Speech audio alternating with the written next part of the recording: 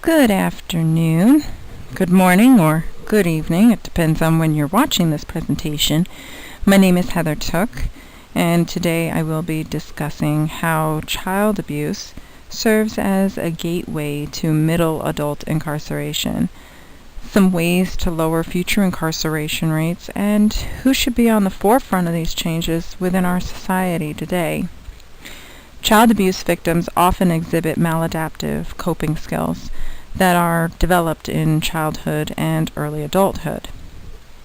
Current social services budgets provided by the state are not substantial enough to meet the demands in terms of the sheer number of reports of child abuse and neglect in any given county.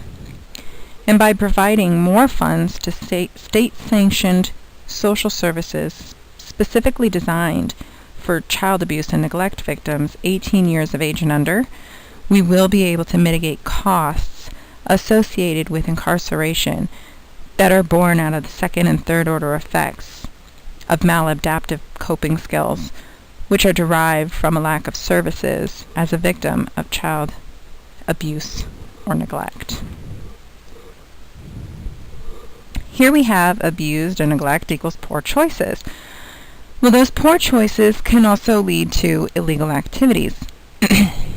Illegal activities can lead to incarceration. Well, now that's obviously an oversimplification, but studies have shown that children who are neglected and abused begin exhibiting deviant behaviors in their early teens, which can include truancy, promiscuity, sometimes prostitution, drug abuse, and alcohol abuse, and of course self-harm. Well, that's not to say that all teens who exhibit these behaviors are abused. Rather, these are merely indicators.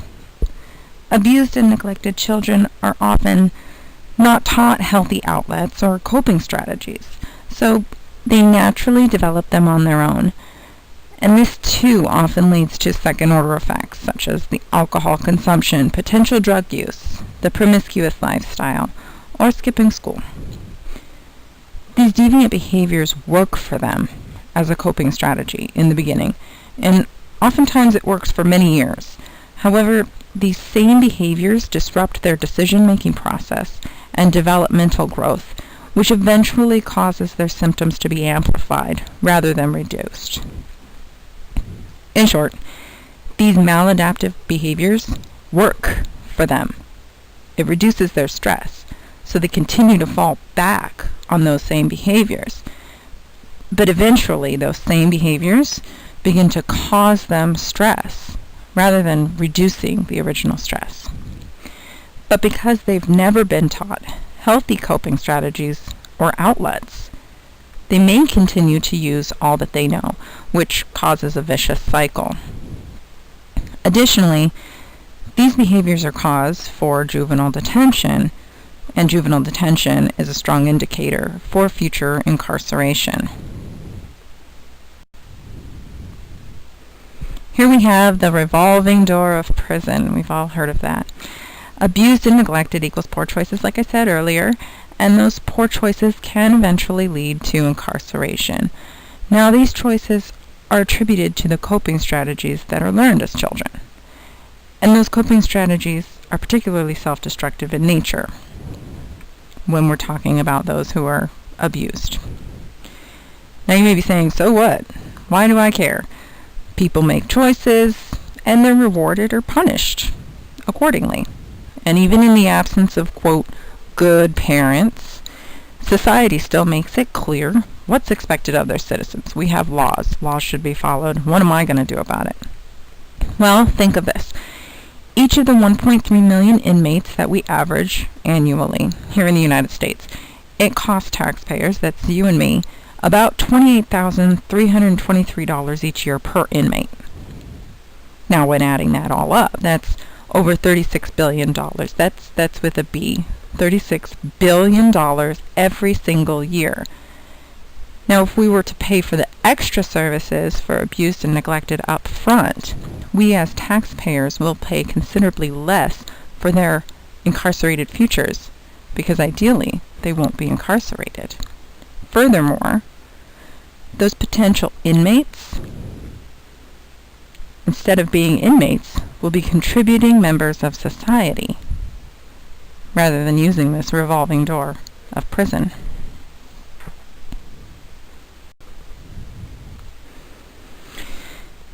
So here we have a diagram, and as you can see in this diagram, there are potential risk factors in the pathway from child abuse and neglect to illicit drug use.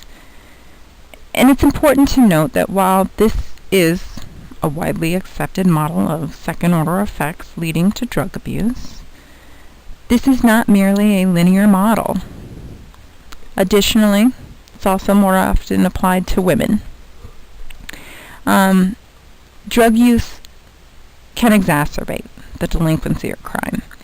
It can exacerbate the prostitution, the homelessness, which then again fuels more drug use, which causes this pattern and cycle of illicit drug use back to the second order effect, back to the drug use, back into prison.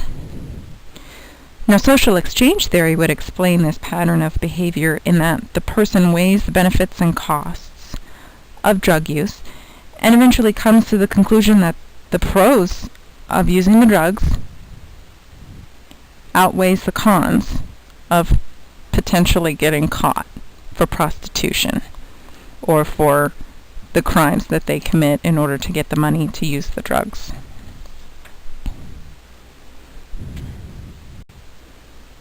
Our next chart here shows some data retrieved from the Bureau of Justice Statistics compared to annual statistics of child abuse, founded cases, substantiated cases of child abuse. So as we can see, there is a positively correlated relationship. I'll make it a point to say that this is a correlation, not necessarily a cause, but we can see that there is a positively correlated relationship here of child abuse and incarceration. As child abuse rates lower or rise, so too do incarceration rates within 3 or 4 years.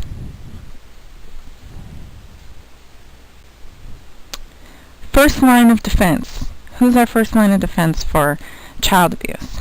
So, given that teachers, school administrators, CPS workers, and police, they're often the first responders in a child abuse or neglect situation. They have a unique perspective of victims, as well as an understanding of the indicators of abuse and neglect. Additionally, the first indicators start with the truancy, with the drug and alcohol abuse, with just general delinquency and the crime. So therefore, the first line of defense against future increased incarceration rates are the schools, and then the second would be the state. So who can have the immediate impact? Well, policy administrators, of course, will have the most impact on this situation up front by voting to allocate money toward regulated state-run programs designed for helping children with counseling and healthy coping skills, which can lead to a reallocation of money later on away from prisons and county jails to these government programs. Within Washington State, CPS has a branch called FAR, Family Assessment Response. It acts as a proactive approach to children who are in need of safety. It's an alternative to investigations of low to moderate risk reports, which don't fit the threshold of abuse and neglect. It's voluntary for families, and it provides access to other community resources, as well as removing barriers, such as monetary barriers, like they have the money to help pay for the rent, to help pay for someone's electricity, while also hooking them up with other outside resources. It serves as a mitigation. Other proactive reforms, such as respite services, parenting assistance to low-income parents, can serve to lower the cases of child abuse which are born out of parental frustration. Offering support and counseling services to teens and adult victims of child abuse or neglect in schools and state institutions could serve to mitigate the use of maladaptive coping skills, which lead to the rise in incarceration rates. Social workers often use social exchange theory when working with clients. We know that people tend to weigh pros and cons in their life. The goal would be to reteach them the decision-making process to acknowledge the difference between temporary and permanent benefits, as well as help them understand what the current person is currently assessing as a pro could be a long-term con, such as drug use. Now, these are skills that many children and teens who are victims of abuse and neglect just do not get from home. It behooves our society in the long run to provide that safety net. Now, Freeman, Perillo, Collier, and Rusick point out that when dealing with adults, simple reliance on such interventions to alter risk behaviors without attempting to also understand and change the unconscious processes and harmful behavior patterns that stem from unresolved early life trauma is not likely to be effective, which is why we would need to put in more counseling services. Additionally, the substance use often is functioning as a coping mechanism for dealing with abuse-related psychological distress. And many people may be unable to stop their drug use in the beginning of services until alternative skills for dealing with trauma-related memories have been put into place.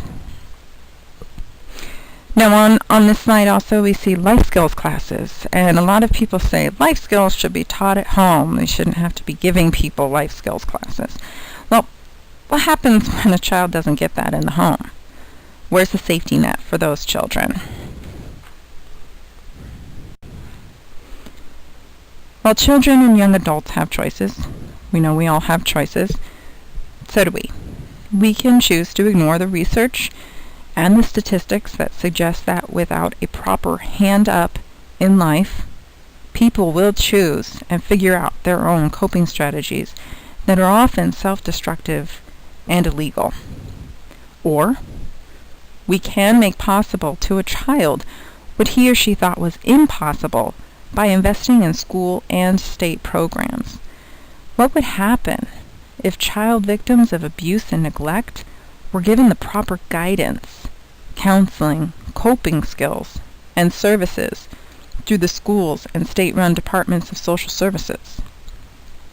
Well, the second and third order effects that we discussed earlier of child abuse and neglect could be noticeably mitigated, which will cut costs in the long term.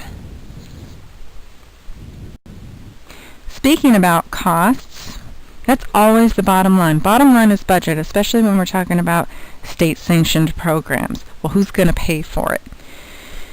Well, if we invest in the now, the future GDP could very well go up. And here's how. As abused and neglected children receive alternative ways to cope, the annual adjusted budget for incarceration will continue to go down as the numbers of productive citizens per capita will go up.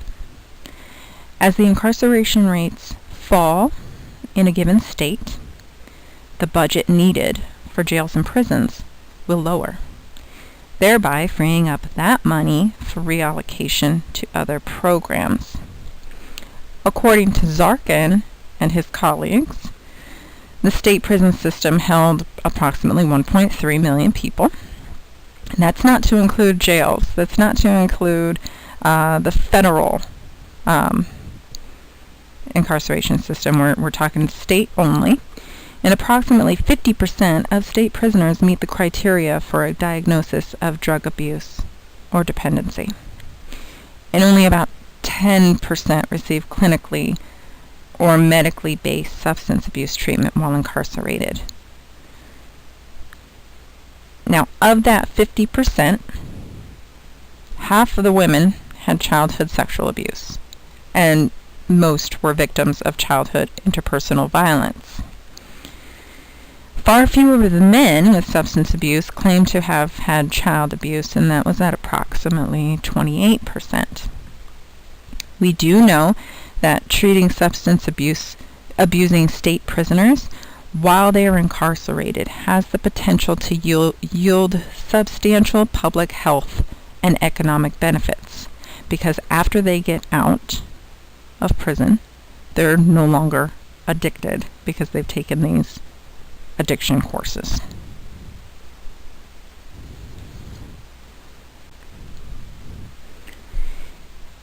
Now, the main takeaways for this presentation is that abused and neglected children are not taught proper coping skills, which lead to poor choices such as self-harm, substance abuse, prostitution, general delinquency, and crime. These choices lead to juvenile detention and oftentimes future adult incarceration. Policies can be implemented to mitigate the use of these coping strategies, which can serve to lower the annual budget while also increasing the GDP.